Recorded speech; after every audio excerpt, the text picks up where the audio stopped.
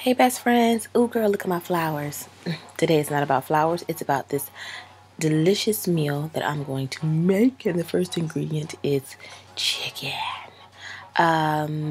Chicken comes from a chicken. We also call it poultry. Look at that poultry. Hey poultry, we about to season you up something real nice. So first things first, say hello to Max. He's in the back doing the most. I am going to season the chicken up something real nice. Did I say what I was making? I'm making this savory,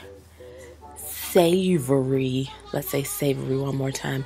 Savory garlic butter lemon sauce gravy. Girl, it's gonna be delicious. So I'm salting and peppering my chicken. Because we're gonna put it in some flour, and I'm not gonna season up the flour. It's just gonna be seasoned by whatever seasonings that I put on the chicken. So I'm a little heavy on the hand at times, but the salt that I used is like this coarse salt. It's not a fine salt, so you will be able to see like how much salt you're putting on there. I say salt to taste. So I put my salt and pepper on there, pepper it to taste. Everybody don't like all that pepper on their chicken. I, however, do. And I use a coarsely ground pepper as well, some Italian seasonings, and some parsley and garlic powder, not garlic salt. Girl, have you ever done that before? Messed around and put garlic salt on it? Lord Jesus, I had to grab my water pill. So I'm turning the stove on a medium-high heat, and I'm going to grab my chicken here and put it in a bag, because what better way to season and flour your chicken in a bag? It's like there's no mess. It's the only way, for me at least. It's the only way. So I've got my all-purpose flour. I got it from Publix. Y'all know that's my store. Publix. And I am just going to put enough flour in there to coat the chicken. Now mind you, I have a rather large family for these day and times. I got 4 kids plus myself. And girl, these boys is about to eat me out of house and home. All of their appetites have just superseded mine. And you know I likes to eat, girl. So everybody gets seconds and partial thirds. You know what I'm talking about? So I've got 5 to 6 very big pieces of chicken breast cut up. There's a butcher at Publix. If you have a butcher at your local supermarket, just have him cube it for you, or you can do it yourself. I did it myself this time, but next time, child, I won't. I need my hands. Okay, carpal tunnel is real. So I've got everything floured, right? Everything floured, child. And I'm going to drop it in this preheated pan of olive oil, extra virgin olive oil. And like I said, I put a little bit of oil in the pan because I'm not trying to deep fry it. It's just a shallow pan of oil. The only thing I'm trying to do is just get it nice and brown on each side of the chicken,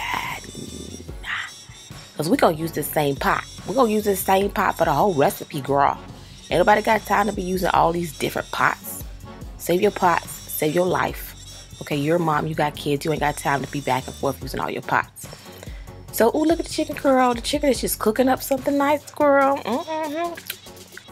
But don't nobody want to eat no raw chicken, so we just gonna let that cook. Medium high heat. Please don't cook it on high heat. And you see, this is why I put that amount of oil in there, a shallow pan of oil, because it's gonna swell up in the chicken, right? And it's going to leave all them good droppings and bits of flour. Ooh, girl, it's time for the wine. This recipe does call for wine, so you're gonna pour you a nice glass so that you can drink it. Real good. Tasty. It also calls for an onion. Do you like onions? I love onions. However, my children do not like onions. They like the flavor of the onion and the taste of the onion. But right now, their palates are not mature enough to handle the texture. So I thinly slice it, and I don't dice it up, mince it up.